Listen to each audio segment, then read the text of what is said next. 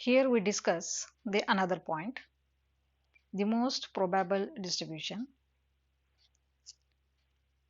Firstly, explain what is most probable distribution, and then we find what is its relation. We know the most probable distribution is that the which distribution occurs more often than any other, or which distribution has highest probability, but that probability is always fraction but highest. Here we explain one example for the most probable distribution. If we considering 5 distinguishable balls that are distributed in the 2 cells, then what are the different possible ways to arrange the 5 balls in the 2 cell?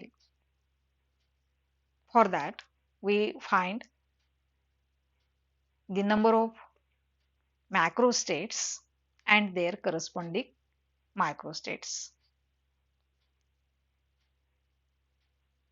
Here we are considering the 5 distinguishable balls. Once they distribute in the 2 cells, the number of balls in the respective cells we denote Ni and Nj, so that we get 6 macrostates, and under that 6 macrostate there are 32 possible microstates. Now what is the probability for each macrostate that we find here? For first macrostate 50, there is only one possible microstate. Therefore, the probability distribution for the 5 balls in the 2 cells under that macrostate is 1 by 32. Similarly, for second macrostate 41, the number of possible microstates are 5. Therefore, the probability distribution for the 5 balls in the 2 cells is 5 by 32 for a particular macrostate. Similarly, that is also same for 1, 4 and 0, 5 macrostates. These are again less. But the macrostates corresponds to 3, 2 or 2, 3. The number of possible microstates are maximum. In that macrostate, the probability distribution of the 5 balls is to be maximum. That probability is 10 by 32. Hence, the most probable distribution corresponding to a macrostate 3, 2 or 2, 3 is maximum, and it is 10 by 32. Hence, we say that the most probable distribution which occur more often than any other. For such a distribution, the number of balls in the particular cell, in any cell, which occur more often than any other cell is equal to the product of average density and area of that cell. This term we prove under the most probable distribution. Hence, we derive its relation. That relation we derive by using the total probability distribution. The total probability distribution is that if we considering n1 ball in first cell are distributed in the first cell, n2 balls distributed in the second cell, similarly up to the nk balls in kth cell. Total probability is the product of thermodynamic probability and priori probability. That is the relation 1. W is equal to n factorial into product I equal to 1 to k gi raised to ni divided by ni factorial. In that term, n factorial, it represent n factorial. How we simplify? N into n minus 1 n minus 2, n minus 1, n minus 2, n minus 3 up to the 1, same as ni factorial. And the symbol product I equal to 1 to k, it represent the multiplication of the terms for various values of I. Now we have simplified this term n factorial, the product 1 divided by ni factorial, we write n1 1 factorial into n2 factorial into n3 factorial up to nk factorial into product gi raised to ni, that term we write g1 raised to n1 into g2 raised to n2 up to gk raised to nk. Take logarithm on the both side of this equation. If we take the log, here is numerator and denominator term. Log a by log b means it is log a minus log b. This log product term, log is always additive. If we write the ratio of the two log terms, we take log a minus log b. But here again denominator term is the product term n1 factorial, n2 factorial, n3 factorial up to nk factorial. If we take this log of that term, this product term we convert into summation, same as gi raised to gk raised to nk. How we write gk raised to nk?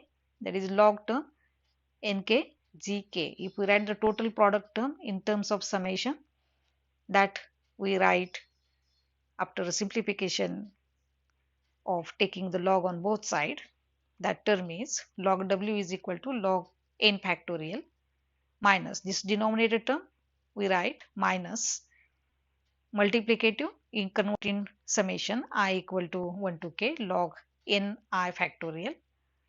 Here is into, hence we write plus product convert in summation I equal to 1 to k g I raised to ni, that is ni g log gi.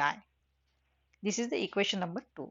Here we use Stirling formula for log n factorial or log capital N factorial.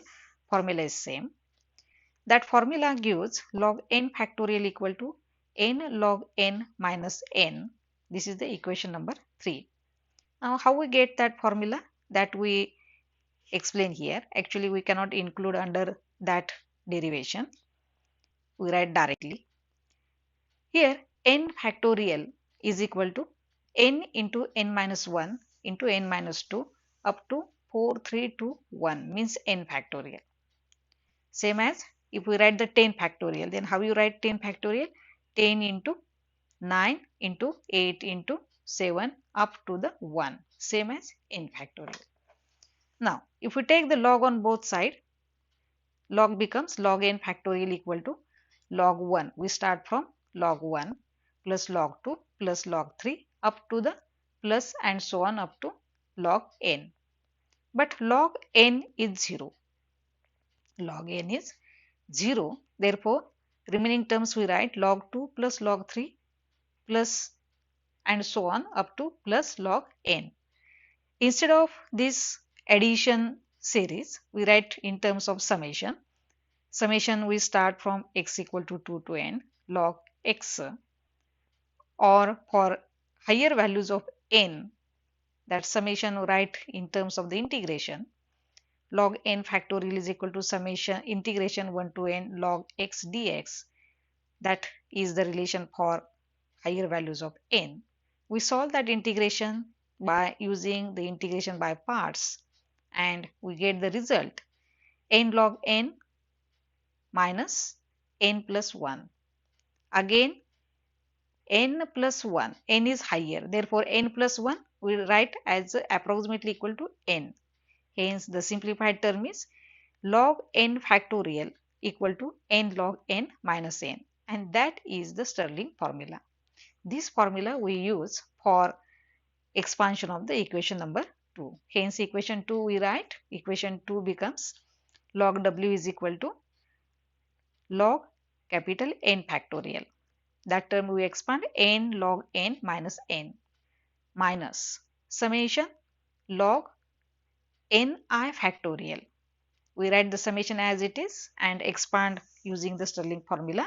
Ni log Ni minus summation log Ni. Last term is as it is plus summation Ni log Gi. In that summation Ni is constant, means N1 ball in first cell up to Nk balls in kth cell. That number is constant. Hence, it is equal to capital N. Hence, capital N and summation N get cancelled. Only remaining term we write, and that is the equation number 4. Here, if we differentiate equation 4, then what is the differentiation? Delta log W is equal to differentiation of first term n log n. That differentiation n is constant, and therefore differentiation of the first term is to be 0. Only differentiate second term and third term. Differentiation of the second term, write in the two terms. Firstly differentiate Ni and then log Ni. Therefore, the write the equation minus is as it is summation Ni. Differentiation of log Ni is delta log Ni. Then differentiate Ni term minus summation log Ni delta Ni. Last term is as it is plus log Gi delta Ni. Gi we cannot differentiate. Hence, last term is summation log Gi delta Ni. But for most probable distribution, we discussed earlier the distribution that has maximum probability. Hence, the derivative of log W is 0. Hence, one side of the equation becomes 0. This equation written as minus summation Ni log delta log Ni minus summation log Ni delta Ni plus summation log Gi delta Ni equal to 0. Here we simplify the first term. That term is summation Ni delta log Ni. What is the derivative of log Ni? That we simplify. Summation Ni, derivative of log Ni is 1 by Ni. Ni cancel. Remaining term is summation delta Ni. That summation delta Ni, summation, it start from I is equal to 1 to k. That is 0. Since that term is again constant. Now, only two terms are remaining. Which are the two terms? Second and third term. First term is 0. But that term we write separately. That term, instead of this term, we write summation I equal to 1 to k delta Ni equal to 0. The equation 5, if we multiply it by alpha, alpha is undetermined term, or we say it is a constant. That constant multiplied to equation 5. The equation is summation alpha delta Ni, and that term we add in equation number 6. Then the equation becomes minus summation log Ni delta Ni plus summation log Gi delta Ni plus summation alpha delta Ni equal to 0. Take delta Ni common and all terms write in the bracket minus log Ni plus log Gi plus alpha outside delta Ni equal to 0. Here product of two terms, that is bracketed term multiplied by delta Ni equal to 0. Whether delta Ni is not equal to 0, then bracketed term must be 0. And summation term we take on the other side, it becomes 0. Hence, bracketed term equal to 0 minus log Ni plus log Gi plus alpha equal to 0. Simplify this term by separating log Ni term and write the log Ni equal to log Gi plus alpha. If we cancel log on both sides, then alpha term we write in terms of the exponential Ni equal to Gi raised to e raised to alpha. Hence, alpha, that constant we choose earlier, that we determine by using the equation 7. Hence, we take the summation on both sides. Summation Ni equal to capital N, that as you find earlier. Other side, summation Gi e raised to alpha. Again, summation Gi e raised to alpha is outside. Summation Gi and summation Gi means sum of Peary probability for all cells, that is always equal to 1. Hence, n becomes equal to exponential alpha. That term we substitute in the equation 7, and equation we get Ni equal to small ni equal to capital N into Gi. Here, priori probability for ith cell that we define AI divided by capital A means Ni equal to capital N divided by small capital A into small ai. What it indicate? The most probable distribution for that distribution, the number of balls in any cell which occur more often than any other cell is equal to the product of the average density n by A into and area of ith cell or that cell AI, and that terms gives the most probable distribution. Thank you.